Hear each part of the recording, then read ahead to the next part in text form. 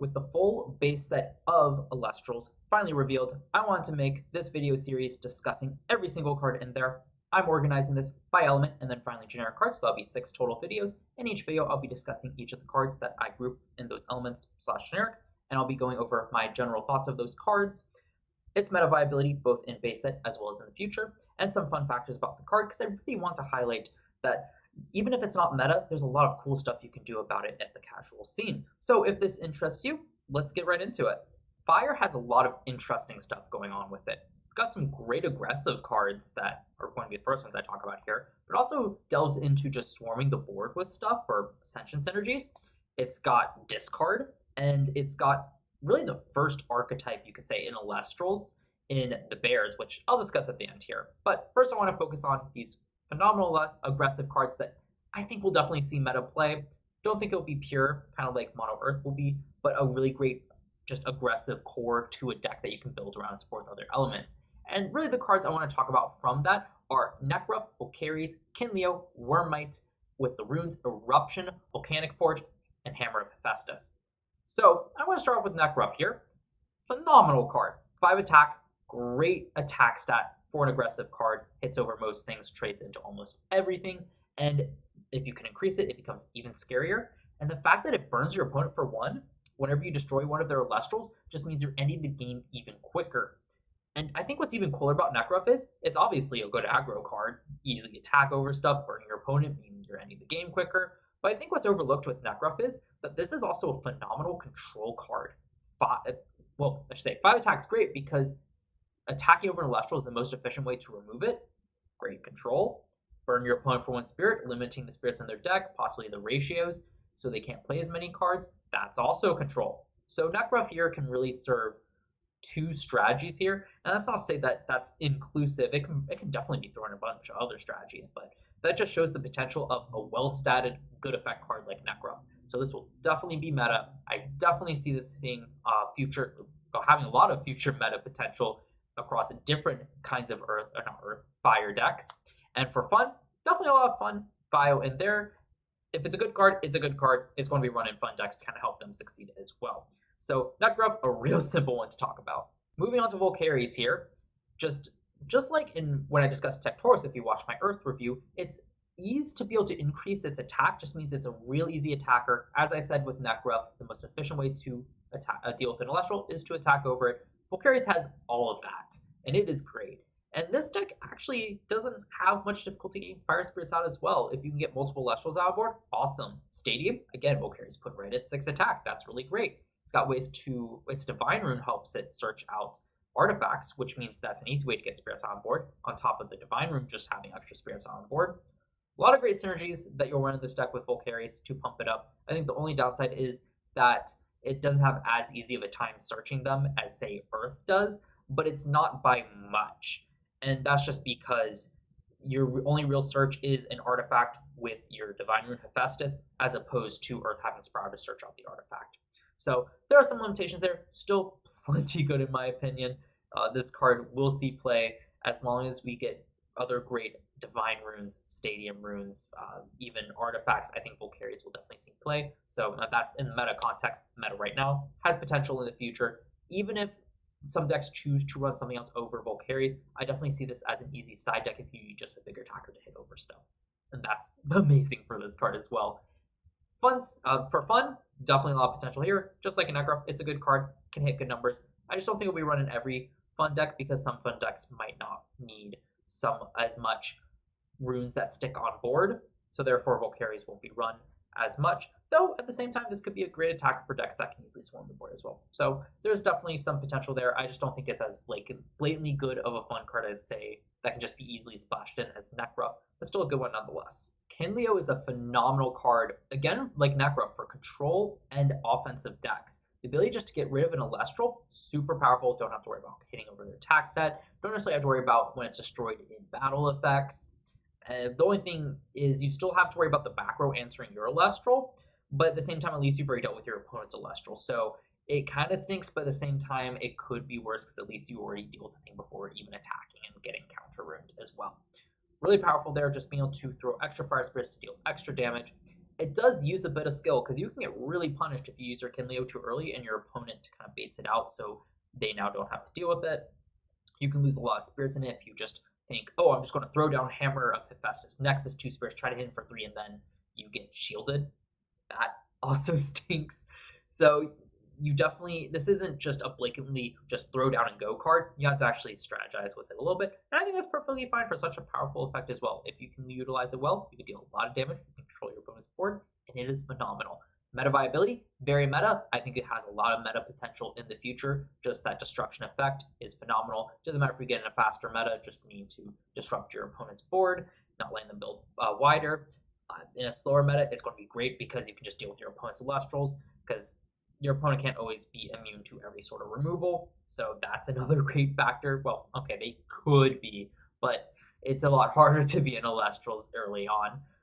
We don't have any just unaffected by everything cards yet, or can't be targeted. But point is that right now, in the first few sets of Elestrals, this will be a really powerful effect, just be able to deal with stuff on your opponent's board, whether it's fast or slow. And for fun decks, still just like the extra removal, especially if they have the kind of spirits on board to be able to facilitate Kindleo's Nexus effect, as I think that's the biggest limiter is, are your cards that just stick around like your Divine Runes, Stadiums, Artifacts, are they worth it enough for the Kindleo effect, or can you better optimize? Like, that's the big question both now and moving forward. I think right now it's obvious, yeah, there isn't enough cards. I think most decks will want to run Kindleo with that package as well. So great card for moving forward as well, and I imagine we're only going to get better Divine Runes, Stadiums, Artifacts that Kindleo will only just benefit from as well. More ways to accelerate spirits on board. Again, even great for Kindleos to be able to Nexus stuff around. A lot of potential with this card for sure. Warmite here may seem like an odd choice, but the fact that it reduces your opponent's attack by 4 means that it can easily attack over stuff and help your Elestrals attack over stuff, which is really, really nice. Sure, Warmite can easily be attacked over, but just be able to throw it down and just say, I can attack over almost everything is phenomenal. Again, easiest way to deal with an opponent's Elestral is just to attack over it. Well, not easiest, most efficient way to do it. And I like that Warmite does that. It's great for aggro decks, where I think you'll see the most play. It's great for control decks as well. Once you see more fire control decks pop up, it's got a lot of potential. Meta right now, for sure. Meta viability in the future, definitely. I feel like just like Volcaries, it's a great sideboard card to be able to easily attack over stuff if you need to in the future. And for fun strats, yeah, it's another good card that can just help fun strats just survive and not just get completely blown out by decks that may counter it, as Warmite's a really easy way to deal with stuff as well. So really like this card. Post-production Jacob here, realizing that I didn't give my meta and fun analysis for Warmite here, so I'm here to do this. So Warmite is definitely a very meta card right now, as it's such an easy way to hit over so much. Might not be surviving on the next turn, but just having something that can hit over anything that's 6 attack or less, just on a one-on-one exchange, is phenomenal in a meta full of 1 spirit, 5 attackers, and 1 6 attacker as well. So definitely a great card there. And the other thing is, I think it is going to see play in other decks outside of just a fire-focused deck, as it's just such a cheap way to deal with so many great attackers. And this also ties into its future meta viability. I think it's going to be a phenomenal side deck card both now and in the future, as just a really cheap way to get over something if your deck really, really needs it. And as I said, I think that's going to be true moving forward into future metas. And I think that's where it's going to live in those future metas as well. I don't think it will be one of those cards that you might see a lot in main decks, as I think they'll just be better, more powerful, more synergistic cards. But it fits just that such a niche of just a cheap way to hit over stuff that, yeah, it definitely deserves a recognition as a good side deck card for that reason. As for fun viability, I think it's another phenomenal fun card, as again, it just fits that easy to hit over something niche that some fun decks might need, and we'll see play, at least even in their side decks. So that is Warmite. Moving over to the runes here, Eruption's a really powerful one. Just being able to burn your opponent for 3 is huge. Just helps you end the game quicker. It's great for control decks like your opponent's spirits. It's great for aggro decks to be able to close out the game a bit quicker. You kind of see this trend with these cards here. They kind of serve 2 purposes, though right now it's definitely leaning more towards the aggro. Really like this card overall. It's got some synergies and other elements as well, such as water. You can see the Krakatuga on there, which is a primary water Elestral. That's quite nice. And sure, your opponent can throw out a Fire Spirit and have counterplay, but that's only on Elestral. And that can be hard to do. The only real deck that you have to be worried about is maybe another fire deck, but even then, if you can destroy their Illustrious like Kindleo's effect, you're free to Eruption as well. So it has some counterplay. It's not easy counterplay though. That's the sign of a good card. And yeah, just sure you're only going up 1 on your opponent, but still the fact that you're using 2 to burn your opponent for 3 is just astronomically better. That's 3 less spirits they have access to. They have to make the choice which ones to expend. It's a great card. It's meta right now. It has meta viability in the future for sure as just a really great burn card as we get more burn cards. And it definitely will fit in a lot of fun decks that might need that extra burn to close out the game as well, or just however their strategy works, it can definitely be fueled by that. This card will come back up in the water review with Krakatuga for sure. So yeah, stay tuned for that. But in Fire itself, great card. Just as a general card, I think it's a really interesting and fun card that we'll see play as well. And yeah, this one card I could see being power crept, but right now I think it would be more concerning if it was. So it just really depends on how fast or slow the meta is and what it looks like if you want to run this card. But it's certainly a good card nonetheless. The Stadium here is also a notable card because it just makes your attackers just that much stronger and that much harder to deal with. If your opponent's running a Stadium that's slowing down your attackers, this one just destroys it as well. It's a great card. It's spirits on board for Kindleo's Nexus if need be. And the nice thing is you don't always need the buff on Kindleo after the fact if your Acceptance can easily be attacked over as well. So that's also nice. Great card. In the future though, I can see better Stadiums that synergize more with your deck coming out, but I think it's nice to have this simple one for decks that don't, for the Stadiums that don't, the more specified Stadiums with more specific effects. It's nice. Let me back up. It's nice to have a Stadium with such a generic effect for all decks, as I imagine some Stadiums will have more specific effects. Not all decks will want to use them, but they might need a Stadium as well. So I'm happy it exists. It's meta right now for sure in an aggro fire deck. Future viability, it just kind of depends on what other Stadiums we get. Does it benefit the primary fire deck that we're seeing in the meta or not?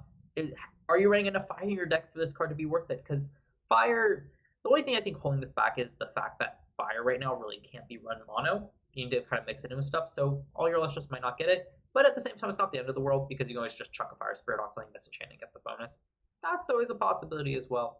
So definitely some potential there. I just think what we'll see happen is less so that Volcanic Forge is getting power crept.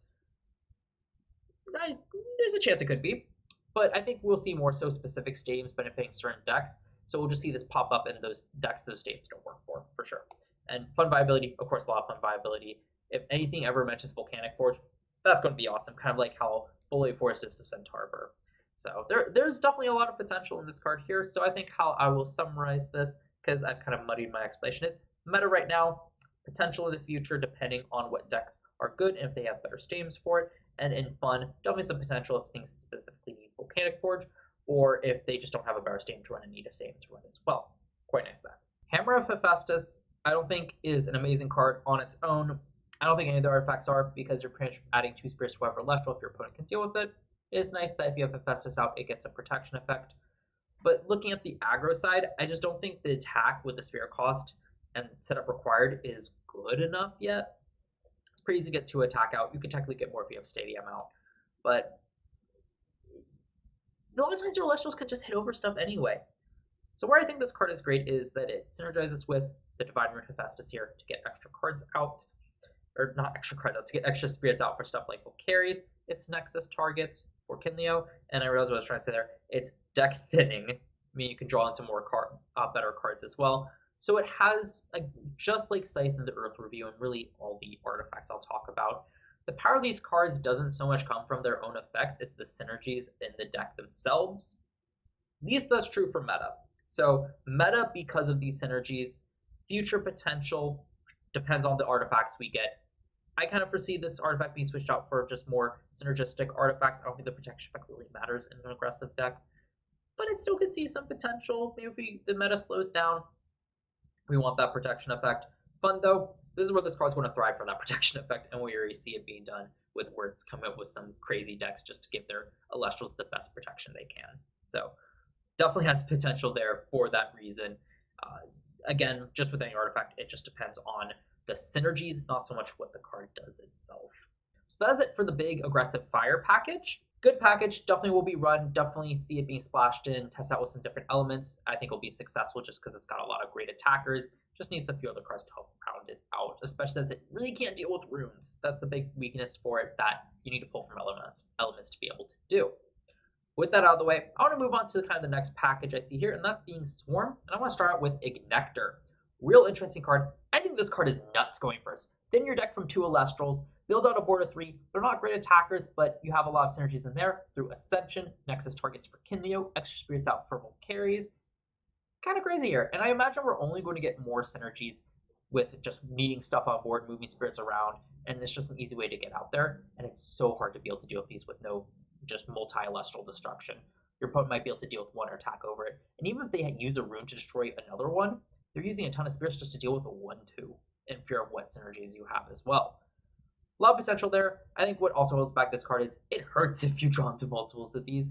And since you lose your battle phase, I don't really foresee you, at least right now, wanting to give that up just to swarm your board with 3 Elestrals.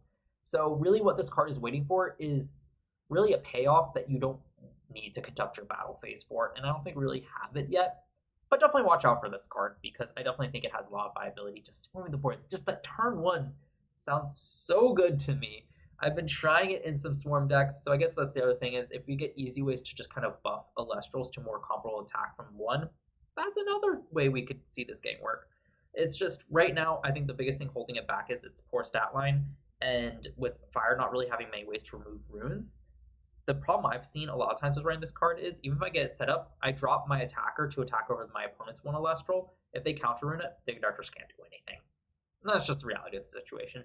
So I don't think the synergies quite exist yet for this card to be nuts, but definitely watch out for it. So competitive viability, not right now. In the future, could definitely see it because it's a great Swarm card to enable some strategies as we get more synergies and payoffs for it.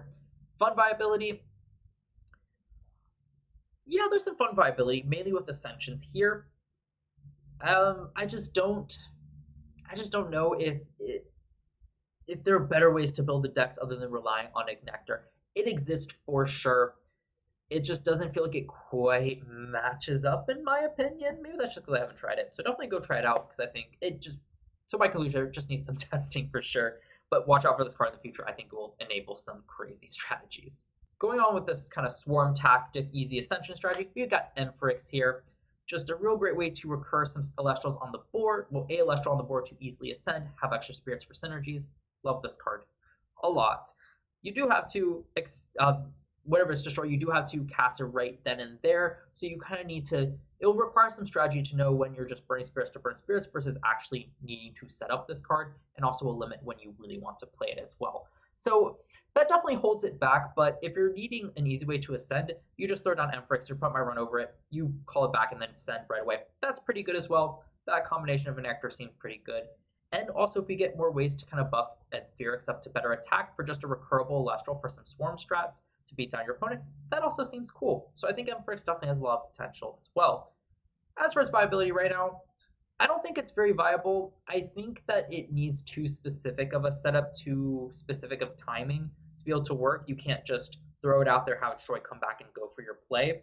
I just don't think it's flexible for enough right now.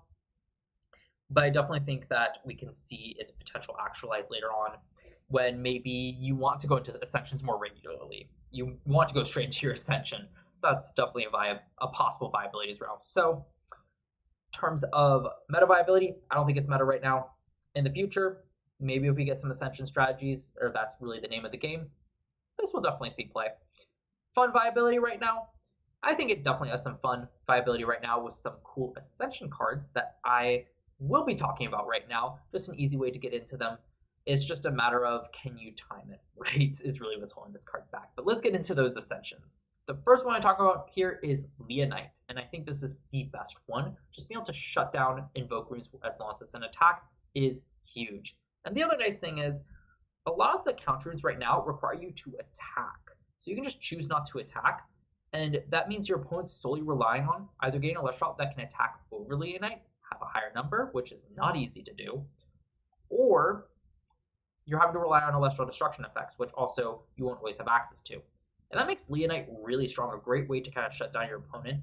And there are also a ton of ways to kind of set up so this Leonite can be real difficult to deal with. Namely, we've already seen Hephaestus and Hammer, making him immune to Elestral destruction effects. The big thing then is just, you can't just wait around with counter runes, because what are you doing? How are you winning it?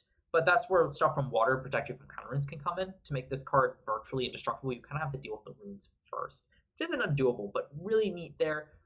That's a big one Words has been testing. And I honestly think just be able to throw down a Leonite to shut down your opponent's Invoke runes, making it more difficult to deal with it just the next turn, a lot of times will just be enough to be annoying. Like, it just will take your opponent 2 turns or so to be able to deal with it, and it'll just be a pain to deal with, honestly. So I see a lot of potential for this Leonite, even outside of just trying to stack a ton of artifacts with protection effects on it, just as a really high friction card that if you drop at a certain time and your opponent's not ready for it, you can definitely steal games with it. I don't think it's very meta right now. I don't think 2 spirits are. They're just too slow. Future viability, I don't really see this being viable once maybe we get some wide board destruction, where going tall definitely has a lot more viability as opposed to just going wide, because it definitely causes a lot of friction. And for fun strategies, perfect fun guard has a really strong effect to try to pull off a bunch of shenanigans with as well. The next big synergy I see is with Blazerus here. Its ability to attack twice, just super aggro there, burn a lot of spirits, clear out your opponent's board, and you can ascend in Trifernal if you want to, but I think a lot of times that you'll just want to stick with the Blazerus on board to be able to attack twice at 9 attack. Just a really aggressive card, just kind of off the back of to grab back into a game with an Emphyrix or an Ignectar. Pretty cool. Like, I think just being able to go Ignectar, keep 1, ascend to Blazerus, just attack twice seems really strong. Biggest thing is just counter runes now they have to deal with. So, not the best card. It's pretty easy to deal with. You're kind of throwing all your eggs into one basket with it, and if your opponent has the answer, that sucks. It hurts. But can't say it doesn't have some fun aggro potential, and sometimes you'll be able to steal games because your opponent can't deal with it. Blazerus, again, I don't think it's very meta, just because you can get so easily punished for it. In the future, if it's faster, I think you still want to stick at the 1 spirit mark for faster games as well. Blazerus has a chance, but at the same time, you need more setup, so I just don't see it. I feel like it's trying to be an aggro card, but it's too slow to be an aggro card type deal. Fun strategies, though, this is where this card lives. 100%, you can do a lot of fun shenanigans with this card, both with the Ascension effect and its ability to attack twice and just kind of be super aggro. Like, I could just see someone trying to set up where you just throw a ton of spirits on Blazerus and just use the attack twice to blow your opponent out of the game. Yeah, it's going to be fun for sure. Moving on to another 2-spirit Celestial here, Waspyre. It is the ascended form of Ignectar, and it definitely has some interest stuff, being able to disenchant 1 fire from an Ignectar or Waspyre to force your opponent to expend 2. And it can be activated a number of times this turn. It's pretty neat.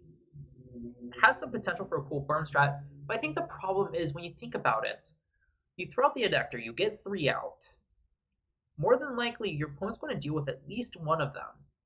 You use 1 of the Ignectars to ascend into Waspyre, and now you really only have 2 instances of the burn of this card, but you only burn your opponent for 4, and you've gotten rid of both your Waspyre and your Ignectar, because you have to disenchant 1, meaning they no longer meet their enchantment requirement to go to the Underworld. So, if you need to close out the game, sure. It just seems very weak for what it does. Need to disenchant 1 without great ways to easily move stuff on board. This certainly has some potential if you can get more, find ways to accelerate more spirits out onto your board to be able to fuel Waspyre's effect. It's just a matter if we get it, but even then you need that setup as well. So, if anything, what I see this card doing is maybe not so much relying on Ignectar, might be a component of the deck, but if you can get more ways to turbo spirits onto Waspyre, you can just continually burn your opponent as long as you can use those. That I see definitely being viable in the future. I think need to set up with this is perfectly fine to do that as well. So it definitely has some potential. Meta right now, not viable. Unless it gets really nutty, you can consistently get Waspyre out and fuel it with spirits. I don't see this card ever being meta. I see some potential in it in the fun realm for this card once we get those ways to turbo spirits out as well. That's where I think we'll see this card be a lot of fun, be able to do some cool shenanigans, so look out for that. The final 2-spirit Fire Celestial that I want to talk about in this Swarm group is Flarachne. It's a defensive card, and it's pretty much a Rice Roast from Thunder, but for fire. Pretty much it just gives everything that's not chained with a Fire Spirit, Summoning Sickness. And I think it's too slow. A lot of times your opponent will already have stuff out, and honestly, they're having to deal with this most of the time with Elestral or Destruction effects anyway. I don't think it will really matter. And again, what are you kind of stalling for? This is their payoff. It's Two Spirit Elestrals, too slow. I compare it to Rice Rose because the reason Rice Rose feels so good is you drop it on turn 1 to slow down to get to your payoff. But if this is your payoff, what are you slowing down to? That's the question here. Not quite sure. I think it has some potential, definitely. It's just going to be a bit hard. I think it'll purely live in the fun realm. So not meta. Don't think it'll ever be meta just because it's too hard to get out. What are you slowing down for? Maybe some burn strategies, but even then, your burn will probably be at the 2-spirit payoff. So I think it'll exist in probably some fun strategies that just want a little row bump, slow your opponent down while you set up for something bigger next turn. Yeah, I could see if you got nothing better to slow down your opponent with. Or you could just easily ascend into stuff at some point with fire, sure. But yeah, I'm overly not impressed with this card, but can't say it doesn't have some potential. So that's it for the Swarm package, and I really wanted to group this because really Emphyrix and Ignectar are going to be your easy ways to get into your 2-spirit Elestral. They're all going to get better as we get better 2-spirit Elestrals, but definitely enable some fun shenanigans right now. So moving on to Sinder here, this one's kind of the odd one out of all these cards because it is discard synergy. We saw it with Humbus in the Trifernal Star deck, but we don't see any other ones really in fire for the set.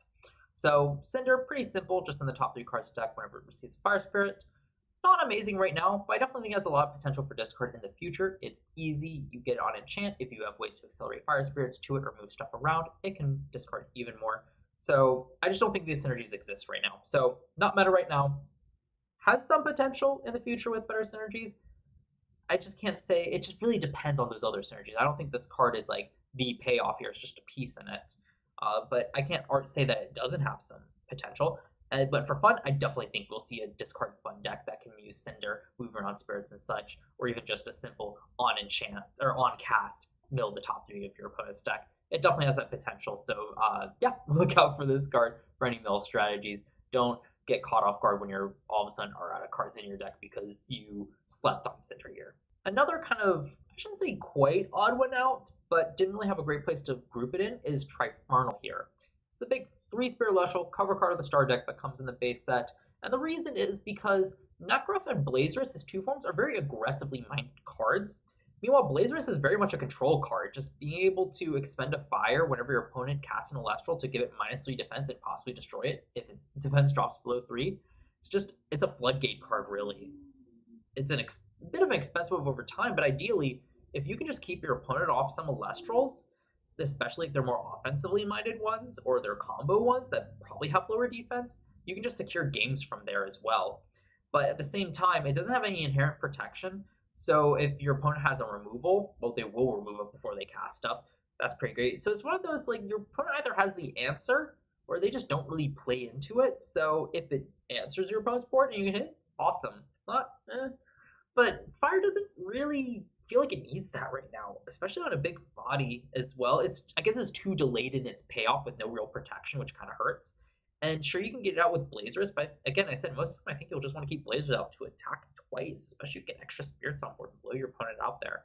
So this card's interesting. I think it'll be fun to mess with as like a big bite, just to drop at the end of the game once you grab control back of the board and just say, try to deal with this. But overall, I think for it being a more defensive effect, the stars kind of need to align for you not to kind of get punished for it, and there's just better plays that you can make, honestly, to close out the game or even just control the board right now.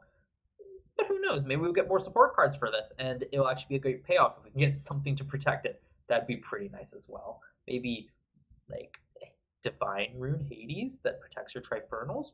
That would be interesting. So, meta viability, not meta. Future viability, I don't think there'll be. Fun space, oh yeah, people are going to experiment with this card, and I think it will win some people games. And definitely look out for if we get more synergies for some even more fun decks. Post-production Jacob here once again, this time not an error on my own part, but after I finished filming this episode of the base set review, Dan went on and announced an update to the effect of Urscout, Ursmog, Ursear, and Majursa. So, refilming this part here to discuss them. We don't have any official images up on the website yet, but we do have the image here from Twitter showing off all of them, as well as the Stellars and the full art Majursa here with the updated effects. And if you want to pay attention to the differences, go right ahead. But for those of you who just know these as is, I'm just going to jump right into my analysis of them. Starting off with Ursmog here, as is the one on the farthest left. it is definitely a very interesting card. The fact that you can just expend 1 fire to summon another bear is interesting. Right now, I don't think it's too applicable, but the fact that it's any bear means that this card has a ton of potential depending on what bears we see in the future. But right now, of note, as you can see, Urscout and Ursear, all they do is summon another bear and don't have phenomenal stat lines. Therefore, since the value of all these cards is kind of linked with whatever they can special cast, if all of them just special cast, then that means that there really isn't much potential there. The potential is in those payoffs, and just being able to cycle around between all of them without great bodies really isn't that great of a payoff right now. But that being said, though, Ursmog is especially interesting for swarm strategies. If your opponent doesn't have an Elestral out on board, you can just get an extra bear on board, attack with it. And this is talking more current meta, as we'll see what Elestrals we get in the future.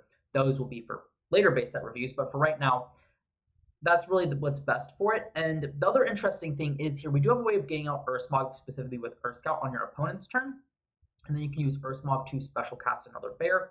And now you have 2 targets on board, so you can easily get into a 3-spirit Elestral, or really with it, it's just easily get into a 1-spirit Elestral plus have an extra Elestral out on board. And that is quite interesting.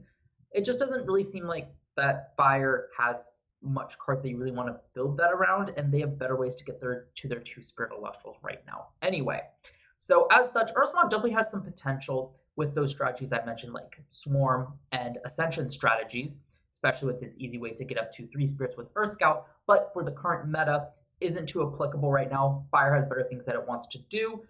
Decks that want to ascend in Fire, made stuff like Leonite, have better ways to ascend into it, such as Emphyrix, or even combining it with other elements, such Foamy from Water, can really help with that.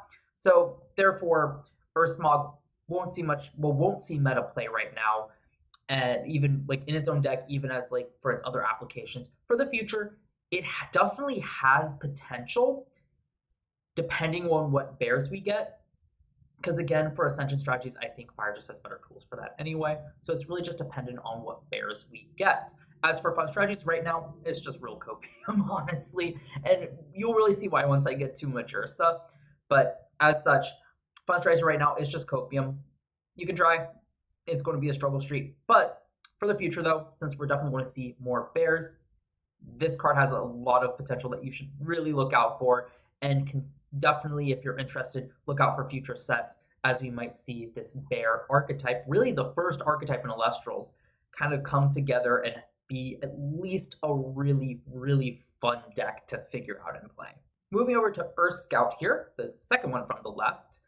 Just like Ursmog, it is part of the Ursa subclass and has a lot of future synergies, and there's some current synergies, but also some future synergies for the card. This one in particular has an effect kind of like Foamy, where when it's destroyed in battle, you can special cast another bear from your deck.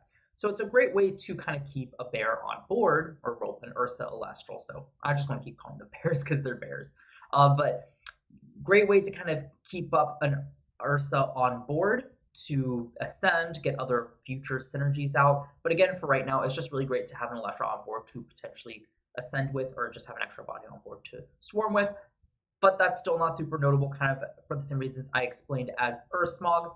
But there definitely is some potential here for Urscout, at least in the future, as we see more bears, maybe get some more Ascension Elestrals, where maybe the stat lines of these cards don't really matter, because that's the biggest thing. These things do not have great stat lines, so you really need a payoff that kind of works off of what this card does.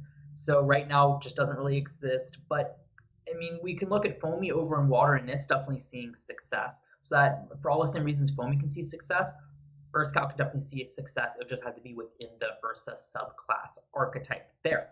So with meta viability, just like Ursmog, will not see meta play for the future. Maybe depends on what cards we get. For fun, right now, it's just copium, very much a struggle street. And for future fun viability, I definitely see a lot of potential in this card and in this deck as we get more Ursa cards to kind of get more payoff for Urscout, as 3 have right now. They just form a loop that really does nothing except for new spirits. Moving over to Ursear here. So this one, get a bit differently, has more of a Viscerous type effect, where when it destroys an Elestral value, you get to cast an Ursa card from your deck. And this one is definitely notable. One thing that it does that I think is notable, different from the other two, is that if you run over an Elestral, you can cast one in attack, meaning you can attack with it right away, get an extra chip damage, or more funnily, if you have, funnily, is that a word? Moving on from that, but what interesting you can do with this card is that if your opponent has multiple Elestrals out on board that Ursears can attack over, you can technically go Ursear, run over an Elestral, enchant Ursear, run over an Elestral, enchant another Ursear or whatever Ursa card you want to as well. So you can just chain wipe a board and build your own board, which is fascinating to kind of see. So if we get a way to increase this card's attack or decrease the opponent's Elestral stat line in fire, not necessarily in fire, but that you can build into this deck, you can chain these off, and that actually is a huge swing play. Just being able to diminish your opponent's board while building your own board sounds crazy to me right now, especially when we don't have a card that can destroy multiple Elestrals on board. So that is definitely some potential for this card. But as for right now, just like all the other Ursa cards that I've covered so far, I'm not going to see competitive play. Future play depends on the other Ursa cards we receive, are really synergistic cards. I really shouldn't be saying just Ursa, because it doesn't necessarily need to be in that subclass. Definitely that's the obvious one, but it can also be other ways. I should say specifically for this card, there's other cards that like the payoff of these cards being able to spawn more, and can probably help them a bit with their stat line. I think this card definitely has some potential there, but I think more likely just depend on the Ursa cards. So we'll just have to wait and see what those are. And finally, for casual play, fun play, this card is, with its stat line and no easy way to really increase it, and high attack when Spirit Elestrals kind of being the name of the game right now, definitely just feels copium. In the future, though, definitely watch out for this card for all the potential synergistic cards that I had mentioned before, because this card can definitely see some play and definitely be a really fun card if we get that payoff. Rounding out here, we got Majursa. Supposed to be the big payoff card for these three bears, but unfortunately, it does fall short. And that is just because you spend all these resources and all this time trying to build your board up, and then you just send all the bears away to bring out Majursa. And Majursa's whole thing is having synergy with having other bears out on board. So it really is anti-synergistic, and is the big reason why this deck right now just feels very lacking. But that being said, though, once we get more bears, more ways to swarm the board, maybe ways to special ascend into Majursa that keeps bears on board, this card's going to be a lot better. The ability to be a big beat stick, depending on your other Ursa subclass Elestrals out there, is quite nice. I don't think it'll really be too relevant. I don't think it'll ever be too relevant. But who knows? Maybe if we get some like big tower style cards that just big 3 spirits that you can't touch with card effects, if you get a chance to swarm your board and build into a Majursa that can attack over, sure. I think more notably, its protection effect for your other bears is a lot more interesting. As you if you can get this out on top of your little bears, then your opponent really has to answer the Majursa and can't really deal with your little bears. And what that release has to do with the Majursa first. And what that means is that now you are more safe in going up into follow-up plays or forcing your opponent to use resources to deal with the Majursa. And yeah, you're just presenting a lot of pressure on your board there that probably will be hard for your opponent to break. But again, we just need more support to really actualize this effect right now. As you pretty much go into Majursa, your opponent deals with Majursa, and that's that. On top of the fact that these bears really do struggle right now to be able to swarm the board because of mainly Ursear's low stat line and Urscout being very reactive instead of proactive. But hey, I can definitely see a future where we go Urscout dies, float into Ursmog. Ursmog can cast Elestral from your hand, and boom, you go up into Majursa with some other synergies. It'll all work. But to kind of wrap that up, though, in terms of competitive viability, definitely not right now for all the reasons I've listed before. Future, maybe. I think this deck will really live more by the one Spirit Ursa cards that Ursear, Urscout, Ursmog can kind of cycle into, and you can get out more consistently. I think that's where the kind of lifeblood of this deck and potential meta viability really lies. But for fun strategies, I think Majursa is going to be a lot of fun. Right now, again, copium, but for the future, once you get more bears, more ways to swarm the board, more ways to maybe increase their attack, just generally more synergies that lets the deck kind of feel good. Majursa definitely has a potential to be there, But at the same time, I could definitely see the deck kind of focus more away from Majursa. It just has better things it can do. But that's not to say that Majursa won't be able to be run as just like a one of big card to throw down. It definitely has that potential. So definitely watch out for it. Oh, and real quick, because I know my webcam's been blocking it. As you can see, Majursa, you've got both the cards pretty much saying the same thing. And again, these are just stock images. By the time Base Set reveals, we should have these all up on the website. The only reason that these are unofficial is because some of the formatting is not quite right. So just want to put that disclaimer in here real quick. That is my review of all the fire cards from the base set. A lot of interesting stuff here. Great aggressive cards that paired with a few other cards to patch up some of this weaknesses is looking very meta viable. Some really cool stuff in Swarm with Ignectar and Emphyrix to support some Ascension strategies in the casual area and also be a good basis for potential viability in future metas. And then also just this Bears package that has been confirmed to receiving more support will be quite interesting will be quite interesting to see how it pieces together moving forward. If you've enjoyed this video, please leave a like and comment down below your thoughts on these cards. Do you agree with me about certain cards? Do you disagree? Do you have any questions? Comment down below. I love the interaction down there and the discussion because it only makes us better at the game. I'll have all the other parts linked below in a playlist, and the playlist will link up in the card as well. Obviously, not all the parts might be out if you're watching this when it first comes out, but if all the parts are out, they'll be in there. And as you're waiting for more parts to come out, please consider subscribing and turn on the notification bell so you're notified when I upload those remainder parts, or if they're already out, when I upload more Elestrals content from gameplay, deck profiles, card discussion, just a ton of stuff. Really anything related to Elestrals, there's always a chance it will show up on my channel. So look forward to more content coming out real soon.